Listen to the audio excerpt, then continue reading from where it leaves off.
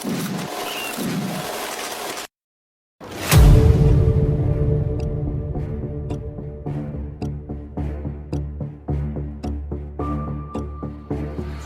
warahmatullahi wabarakatuh. Halo manhwa lovers, kembali lagi bersama Min Prof. Kali ini Mimin akan melanjutkan manhwa Sword Master Yongson atau putra bungsu Master Pedang terhebat. Jadi tanpa banyak basa-basi, langsung saja siapkan bantal, mulai rebahan dan simak videonya. Ayah Jin yang melihat kekuatan aneh Jin mengetahui kalau kekuatan itu adalah kekuatan spirit yang ada di pedang Barisada. Jadi, menurut ayahnya, takdir Jin di masa depan adalah untuk menjadi patriark klan Runchandel. Jin kemudian meminta ayahnya untuk memberikan nama untuk kekuatannya itu. Ayahnya kemudian berkata kalau kekuatan milik Jin adalah kekuatan milik Solderet, God of Shadow. Jin berpura-pura tak tahu tentang Solderet. Bertanya pada ayahnya tentang God of Shadow. Ayahnya kemudian bercerita, dulu patriark pertama Runchandel, Sir Temar, membuat kontrak dengan Solderet, dan Solderet telah menjaga klan Runchandel sejak pertama kali klan ini berdiri. Tapi ketika Sir Temar tewas, Solderet tak lagi menampakkan diri ke keturunan Runchandel. Siron, ayahnya Jin, juga tak tahu kenapa Solderet tak lagi muncul. Namun Siron tahu kalau Solderet kini telah kembali ke klan Runchandel melalui Jin. Setelah mendengar penjelasan ayahnya, Jin bertanya, apakah Solderet lebih kuat dari ayahnya? Dengan tenang, ayahnya menjawab kalau dia tak tahu karena dia tak pernah melawan seorang dewa. Jin yang mendengar jawaban ayahnya merasa ngeri. Tentu saja itu jawaban yang cocok untuk pria terkuat saat ini. Ayah Jin kemudian mengelus kepalanya dan berkata kalau pertanyaan Jin akan membuka topik baru untuk ayahnya. Dan ayahnya berkata kalau keputusannya untuk mengunjungi Jin hari ini sangat tepat. Kemudian ayahnya bertanya bagaimana Jin akan menggunakan kekuatan spirit Barisada yang dimilikinya. Jin menjawab kalau dia akan menggunakan kekuatan spirit untuk klannya. Mendengar itu, ayah Jin tertawa dengan keras dan berkata kalau itu hanyalah kebohongan yang hebat. Jin telah mengalahkan dua dari kakaknya dan meninggalkan mereka di bawah hujan deras. Setelah melakukan semua itu, Jin masih berkata kalau kekuatan miliknya akan digunakan untuk klan. Jadi, jawab dengan jujur. Ayah Jin memaksa Jin untuk memberikan jawaban yang jujur. Dalam hatinya, Jin berkata kalau dia sudah menduga kalau ayahnya memang tak mudah untuk ditipu. Kemudian, dengan tatapan yang serius, Jin berkata kalau kekuatan itu akan dia gunakan untuk dirinya sendiri. Ayahnya kemudian berkata kalau dia mulai menyukai Jin. Jadi, mulai sekarang Jin akan diawasi olehnya. Lalu ayahnya keluar dari aula meninggalkan Jin sendirian di sana. Akhirnya, aku bisa merasa lega, Jin berkata karena dia dari tadi menahan tekanan mengerikan dari ayahnya. Sebenarnya diberikan izin oleh ayahnya untuk menggunakan kekuatan spiritnya dengan bebas itu sudah lebih dari cukup untuknya. Namun, sekarang ayahnya akan terus mengawasi perkembangan Jin. Dan semua ini berjalan dengan mulus sesuai dengan perkiraan Jin. Mengingat masa lalunya yang diabaikan oleh semua orang termasuk ayahnya sendiri, Jin merasa kalau di kehidupannya kali ini dia benar-benar berbeda. Saat pasukan ayahnya ingin pulang kembali, kakak Mary memberikan hadiah untuk Jin sebelum mereka berpisah. Jin yang penasaran bertanya apa yang diberikan oleh kakaknya. Namun, Mary berkata kalau itu hadiah khusus yang hanya diberikan olehnya. Dan karena hadiahnya berat, Mary memberikannya pada Gilly. Sebelum pergi, Mary menyarankan Jin untuk merebusnya dan memakannya dengan benar. Dan dia juga menyuruh Jin untuk segera bertambah kuat. Mary akhirnya menyusul pasukan dari belakang dan berjalan dengan dispus. Namun, Jin juga penasaran kenapa harus Jin yang diberi hadiah olehnya. Dalam kastil, Jin yang membuka hadiah Mary terkejut, begitu juga dengan Gilly, karena isi dari hadiah Mary adalah jantung dari Phoenix.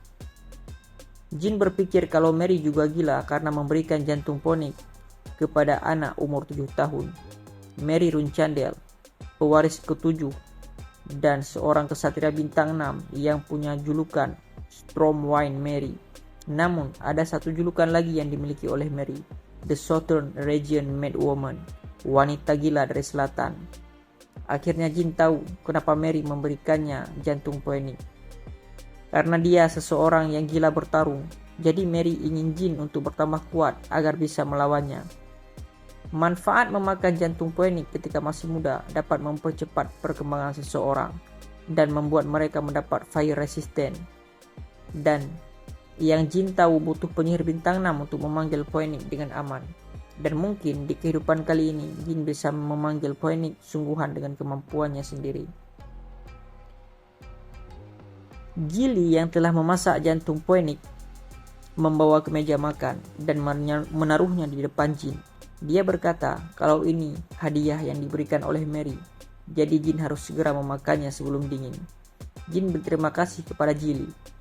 Namun sebelum Jin memakan jantung poenik, si kembar Tona yang datang dari belakangnya dengan air liur yang keluar dari mulut, sehingga Jin bertanya apa yang mereka inginkan darinya. Si kembar Tona menjadi salah tingkah dan berkata kalau masakan Gili terlalu banyak untuk seorang saja.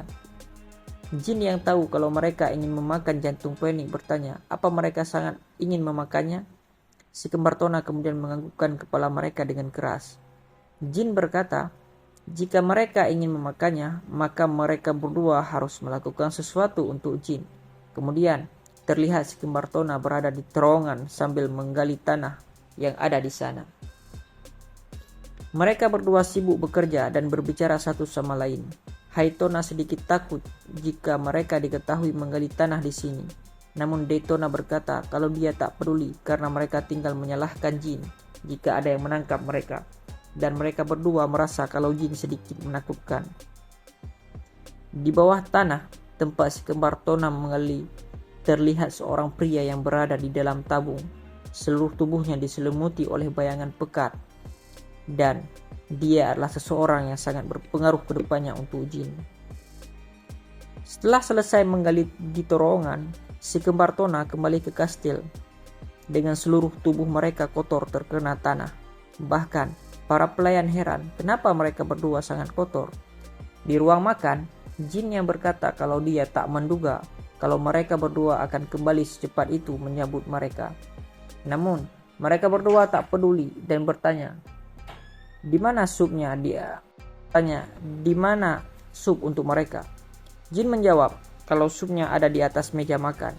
Si kembar Tona senang mendengar itu, namun segera wajah mereka menjadi suram ketika melihat sup yang disisakan oleh Jin hanya 2 sendok teh.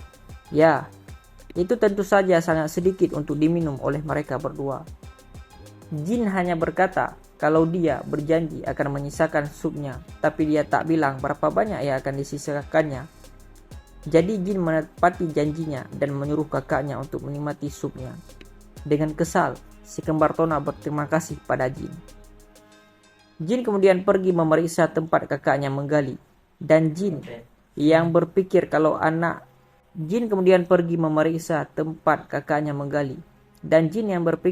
kakaknya hanya bermain-main terkejut. Karena ternyata kakaknya benar-benar serius menggali tanah seperti yang disuruh oleh Jin. Melihat dinding di ujung terowongan, Jin menyentuhnya dan merasa dengan ketebalan dinding itu dia cukup menggunakan sihir bintang 1 untuk menembusnya. Aku sangat stres karena mana yang ada di tubuhku, namun tak bisa memakainya. Jadi kugunakan untuk ini saja, ucap Jin sambil mengumpulkan kekuatan sihir di tangannya dan melepas ke dinding di depannya. Seketika, sihir Jin menghancurkan dinding itu. Akhirnya aku di sini, Jin berkata. Di depan Jin terlihat gerbang besi yang kokoh. Ini adalah perpustakaan rahasia milik Runchandel. Jin di kehidupannya yang dulu tak bisa mengunjungi perpustakaan ini merasa sedikit aneh karena sekarang dia berada di gerbangnya. Jin kemudian berkata kalau diperlukan kata khusus untuk membuka gerbang ini. Untungnya Jin mengingat perkataan salah satu kakaknya dulu. Sambil tersenyum, Jin berkata anak dari Runchandel datang untuk menghibur Murakan. Pintu perpustakaan seketika terbuka memperlihatkan isi dalamnya. Perpustakaan rahasia Runchandel. Di tempat ini banyak koleksi buku rahasia dari klan yang telah dikalahkan oleh Runchandel selama ribuan tahun. Terlihat lorong masuknya sangat luas. Namun, yang diizinkan untuk masuk ke sini hanya flag bearer dari Runchandel. Pada dasarnya, jin dilarang untuk masuk ke sini. Namun karena di hidupnya dulu, jin jadi tahu letak dan cara membukanya. Karena diberitahu oleh Kak Dispus yang berkata, kalau tidak ada gunanya memberitahu jin tentang ini, karena dia tak akan pernah punya kesempatan untuk menjadi flag bearer. Tapi, pada akhirnya Dispus benar-benar membantu jin, dan jin bisa menggunakannya secara baik di kehidupan ini. Mata jin kemudian terpaku pada tengah-tengah aula perpustakaan. Terlihat sebuah tabung besar dengan seorang pria di dalamnya. Jin memperhatikannya lebih dekat dan melihat kalau pria itu memiliki sisik di wajahnya. Karena penasaran, jin mendekati tabung dan berkata, apa yang dilakukan pria ini di perpustakaan Runcandel? Tiba-tiba jin mengingat sesuatu. Perkataannya ketika ingin membuka gerbang. Anak Runcandel datang untuk menghibur Murakan. Apa mungkin dia adalah sang Black Dragon? Murakan? Jin bertanya pada diri sendiri. Jin kemudian mengingat perkataan Solderet dulu. Kalau dia dan Black Dragon Murakan telah dikalahkan oleh patriark pertama Runcandel. Dan kami beristirahat untuk waktu yang lama. Jin tak menyangka kalau perkataan Solderet itu benar.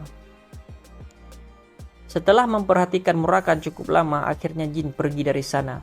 Karena bukan waktunya untuk mengurus hal ini. Dia kemudian pergi mencari buku-buku rahasia milik klan Runcandel. Sambil berjalan ke arah rak-rak tua di sekitar situ. Namun terlihat dari dalam tabung, kalau jari-jari Murakan bergerak. Jin akhirnya menemukan buku rahasia berbagai klan yang disimpan oleh Runcandel. Jin mencoba mengambil salah satu buku yang ada di rak dan membaca sampulnya. Buku rahasia milik Sword Master Clan yang dulunya terkenal klan Kugan.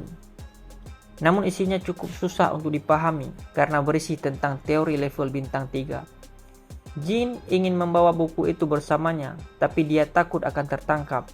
Jadi Jin mengeluarkan buku kosong dan sebuah pena untuk menyalinnya. Jadi, ketika Jin ingin membaca buku yang ada di sini, dia tinggal menyalinnya setiap datang ke sini. Hari-hari Jin di kastil berlalu dengan tenang. Tiba-tiba, di suatu malam, Jin mendengar suara dari luar ruang membaca di perpustakaan rahasia Runcandel. Karena penasaran, Jin mengecek ke pintu. Namun di depan pintu, seorang pria yang menakutkan bertanya pada Jin, siapa dia? Murakan, kenapa dia di sini? Jin berbicara dalam hatinya. Di kehidupanku dulu, aku tak ingat kalau Murakan bangkit. Jin sedikit terkejut melihat Murakan di depannya. Jin kemudian menenangkan dirinya dan berpikir karena Murakan naga penjaga Runcandel. Jika Jin bertingkah seperti anak kecil, Murakan akan melepaskannya. Sebagai seorang anak dari Runcandel, saya menyebut sang penjaga klan. Namun Murakan malah kesal mendengar Jin dan marah tanpa sebab. Penjaga apa? Mereka pikir aku ini satpam. Kau panggil aku ini satpam. Kenapa kalian para bajingan memperlakukanku seperti satpam, ha? Runcandel sialan. Kenapa kalian berani mengajarkan itu ke orang-orang? Bahkan sekarang aku tak bisa marah ke anak kecil ini. Murakan melepaskan kekesalannya. Dalam hatinya Jin berkata, padahal Murakan sedang marah kepadanya. Hah? Aku bangun setelah sekian lama karena mencium sesuatu yang menarik, tapi hanya seorang anak kecil, hah? Kemudian Murakan mendekati Jin dan mencium baunya. Jin yang merasa tidak nyaman hanya diam saja. Murakan kemudian bertanya, kenapa Jin memiliki bau kekuatan spiritual? Jin yang bingung bertanya pada Murakan, kekuatan spiritual? Murakan menjawab, walaupun dia tidur selama ribuan tahun, tapi dia masih ingat bau dari kekuatan spiritual. Dan bau kekuatan spiritual Jin sangat pekat sekali, yang hanya para kontraktor seperti Temar bisa memilikinya. Jin kemudian berpikir, alasan Murakan terbangun karena kekuatan spiritual miliknya. Murakan kemudian berputar di ruangan itu mencari asal dari kekuatan spiritual. Sambil tersenyum licik, Jin ingin mencoba sesuatu pada Murakan, kemudian dia memanggil Murakan. Murakan yang mendengarnya segera bertanya, apa Jin tahu sesuatu? Bukannya menjawab, Jin malah menunjukkan kekuatan miliknya pada Murakan. Dan bertanya, apa ini yang dimaksud oleh Murakan? Ayahku bilang kalau kekuatan ini milik God of Shadow, Solderet. Murakan yang melihatnya merasa kecewa. bertanya pada dirinya sendiri, apa Solderet benar-benar serius? Seorang kontraktor yang dijanjikan selama ribuan tahun itu adalah bocah ingusan ini. Murakan kemudian berkata pada Jin, kalau dia punya janji dengan Solderet, kalau dia harus membantu seseorang sesuai dengan perjanjiannya, dan orang itu mungkin adalah Jin. Jin bingung dengan perkataan Murakan, namun Murakan berkata kalau dia akan menjelaskannya nanti pada Jin. Untuk sekarang dia masih linglung karena baru bangun dari tidurnya, dan Jin akan sulit memahaminya karena dia masih anak kecil. Untuk sekarang aku akan memperkenalkan diri secara formal ke kontraktor Solderet. Sambil merubah dirinya ke wujud naga, Murakan berkata kalau dia adalah Murakan, pembawa pesan Solderet, teman dan penerus terakhir dari Shadow pertama. Sesuai dengan perjanjian ribuan tahun lalu, mulai sekarang aku akan mengikutimu. Jin terkejut mendengar kalau Murakan akan mengikutinya. Beritahu aku siapa namamu, kontraktor Solderet? Murakan bertanya pada Jin. Sambil tersenyum dan memegang tangan naga, Murakan Jin berkata, namaku adalah Jin Runcandel, anak ke-13, sekaligus pewaris terakhir dari Runcandel. Dan selesai. Nah, buat teman-teman yang ingin mengetahui kelanjutan kisahnya, tetap stay dan setia di channel ini ya. Tunggu kelanjutannya besok di jam yang sama. Sekian.